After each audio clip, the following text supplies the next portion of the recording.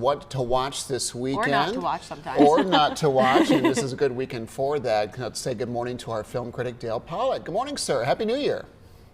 Good morning, Brian. Happy New Year to you and Jackie and Audrey. Thank you. Are you back from your travels? I am back, and I had a few computer problems this morning, but here I am. Oh, well, we are thankful that you made it here, and you're right on time for our first review, right? Yes. All right, let's talk about The Color Purple. This is a highly anticipated film. You said it, Brian, and a lot of people have been looking forward to this, and it doesn't disappoint. There is only one problem. You know, this started out as a book by Alice Walker. The original film, directed by Steven Spielberg, came out in 1985, and the musical came onto Broadway in 2005. So this has been a long time coming. One of the issues is the book, the play, and the movie don't really have a story. It's about the experiences of one character, Celie. And Faustina plays this in an amazing way. The performances are really terrific in this. The new film was directed by a director I was unfamiliar with named Blitz Bazawule. He does a really good job. The only problem is there really isn't a story. There's experiences that happen to the characters evolve, but if you're looking for a real plot, The Color Purple is not the film. It does deliver on the musical numbers, the look of the film, the costumes, the cinematography are all gorgeous. That's why I'm giving it 4 popcorns. But the story itself is not that compelling, and I was a little disappointed in that. But otherwise, it's a very strong film, and I think it's going to find a very eager audience. Yeah, I mean, it's a star-studded cast. It's beautifully shot. The pictures that we were just showing and some of the clips that I've seen really did look incredible. So, how does it compare to the original movie, Dale? I think it's a little weaker because everything stops when the musical numbers happen. Okay. And, you know, the issue with the musical, Right. it keeps going number to number. And if you're looking for a sustaining plot, the musical numbers can cut into that. And that's what happens with this. Everything stops, there's a beautiful number, and then things resume. Okay. And you would like it to be a little more organic, that the story would just be flowing along rather than stopping and starting for every number. Gotcha. But Okay. still your highest rating, Dale. That's great to hear. Tell us. It's a beautiful film to watch. It will not disappoint the audience. Okay. Fantastic. And we have another movie also in theaters called The Boys in the Boat. What is this about?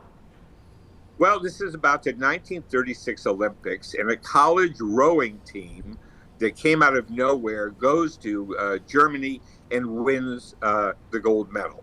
That's the story. George Clooney directs it, and it's a good movie. It's not a great movie. I think George Clooney is a better actor than he is a director, frankly, and there's a number of actors who tried directing. Some are more successful than others.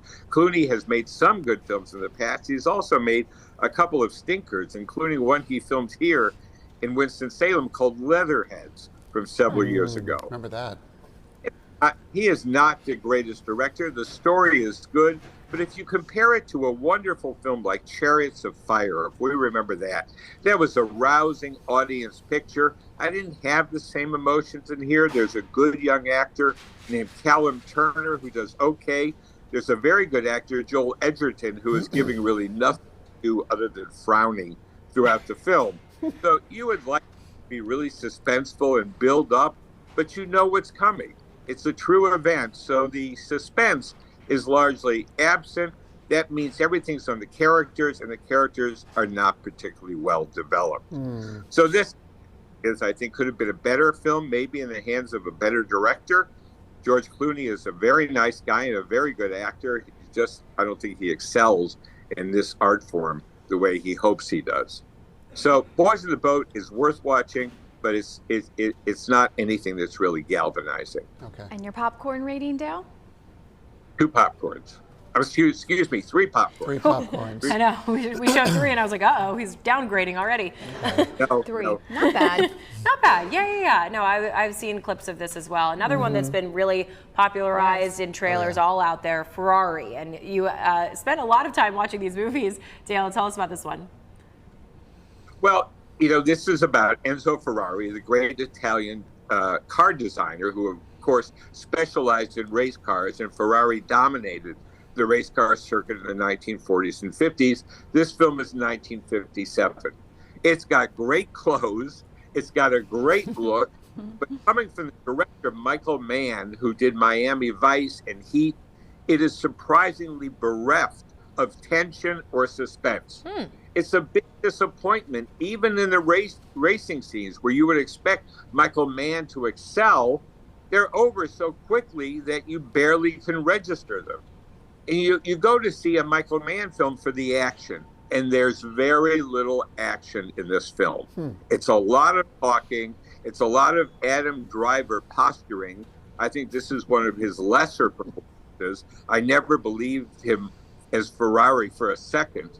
And so I don't know what really draws audiences to this film. The racing scenes aren't great. The character development isn't great. It's pretty soap opera-ish in its elements. And I was frankly very disappointed. So I'm only giving it 2 popcorns. I was really looking forward to this film, and it just failed, I think, on just about every level. Every time I think you're going towards 1 popcorn, Dale, you go to 2.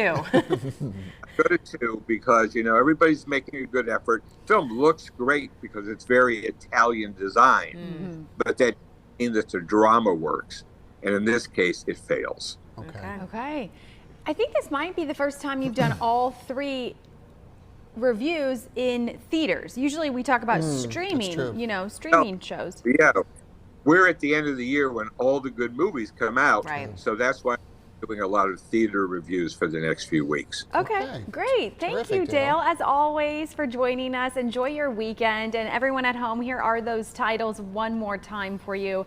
The Color Purple, 4 popcorns. The Boys in the Boat, 3 popcorns. And Ferrari, 2 popcorns. You can always find more reviews on the WXII YouTube playlist titled Movies in Review, or follow along on DaleMPollock.com.